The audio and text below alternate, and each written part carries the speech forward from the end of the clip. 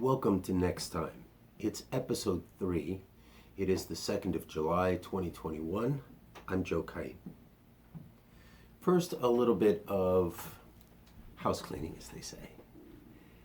I'm envisioning this series to be episodes of no longer than about 5 minutes each, maybe about 4 or 5 a week, and it'll include practical things like studio tours and process, and we're going to go inside the spray booth and go over to the paint table. We'll talk about how to bend wire and secure things. We're going to have some fun with it in the studio. But I also want to bring everything under an overarching theme as I talk about it, a sense of purpose, a sense of unity in what I present and how I present it.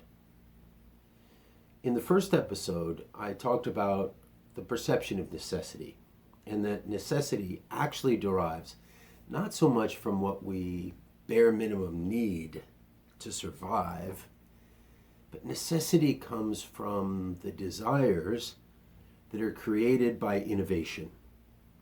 When human creativity blends with emotions and aesthetics and perceptions and desires and wants and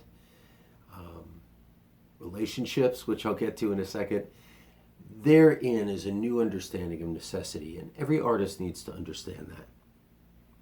Then relationships, which I talked about in episode 2, that all art can be understood within the view of relationships, that the art is in itself a relationship, it's evidence of a relationship, it's integral to a relationship, it's the agency of a relationship. It's one reason why art occupies the unique place in our lives and in our society that it does. Because it's a relationship that we seek, it's not a typical necessity. Thank goodness it's not a typical necessity. We don't need art, though in a philosophical sense we need aesthetics and we need beauty. So this relationship is sometimes a perilous one, sometimes a difficult one, but it's one that if we understand better, then we realize we can be better artists, maybe even better people too. And then that leads me into the topic of today, episode 3. And at least at this point in the process, I'm seeing these 3 things as providing that framework and that overarching theme, that structure that I talk about. Necessity, relationships, and the third, authenticity. Without authenticity, art could be commercial art. Art could be bad art. Though, arguably, even if art is bad art, if it's authentic, the authenticity of the artist and the sincerity of the artist's intentions need not be limited by the technique of the art. In other words, authenticity might trump any other aspect of the art on the wall.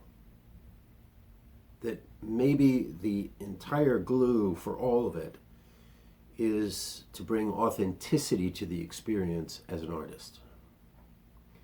Now, that's hard. There's one old expression, you're only as healthy as the secrets you keep. Could that be a barrier to authentic art? Sure, absolutely. Could it be a hindrance to the relationships? Absolutely. Could it be an obstacle in your own innovation and creativity? Certainly. Authenticity is that ability to be predictable, that ability to be reliable, that quality, that personal trait, that characteristic, the backbone you possess, the securities you have, but even the insecurities that you have. If you're authentic about them, and that authenticity is expressed through your art, that's not a detriment. It's actually something that can enhance the relationship between you and your art, between the art and the collector, between the collector and yourself. Authenticity. We hear about it, I guess maybe in popular culture today, as a way to justify people, whatever behavior maybe they'd like to participate in. They say they're being authentic, it's their authentic self.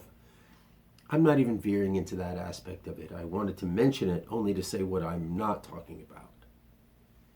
What I am talking about is everything that could pertain to being truthful, genuine, predictable, reliable, self-aware, self-knowledge. Authenticity is perceived by people. They're aware of it. And it comes out in your art in ways that can be delightful, sometimes shocking, sometimes impressive. More often than not, however, rather subtle. That authenticity is something like the wallpaper in the room. It's always there. Maybe you don't even see it unless it's missing. Maybe that's what's really authentic, is that it's not even an issue unless it's gone. These are the three major components, my guiding principles, as I put together the Next Time series. So whether I'm, as I said earlier, going over to the paint table and we're looking at colors together, I'm hoping that I'll do that mindful of the relationship, with some innovation, some creativity, some problem solving, some inventiveness, and with some authenticity. These things I hope will combine for a good viewing experience for you and for a great learning experience for myself and for all of us. Now, it is Friday, the 2nd of July. We've got a weekend coming up. I won't be posting every single day, but I want to make this pretty regular for everybody. So thank you for your patience with me. I had a bit of a learning curve yesterday with my episode. I woke up today to find out I can't find it anymore, so I had to repost it. So it should be no surprise to anyone that this kind of technology in the hands of a middle-aged paper artist is an inexact science, but I'm working on it, so thank you for your patience with my learning curve. I also want to thank the many of you who've reached out with a kind compliment. And sure, by the way, if anybody wants to hire me to read their book for an audio tape, I'm happy to do it. So there you go, everybody. On a personal note, I'd like to dedicate this entire series to my mom, Vera. And if you have followed me on Facebook as a friend, you know that this week is rather significant in our family history. So all of this is for you, Mom. All of my studio, my efforts, everything that I learned. Any place where I'm lacking is my responsibility. Any place where I excel, that's my mom's, and I'm very grateful. I'm very grateful to all of you, too. So, until next time, thank you. I'm Joe Kai.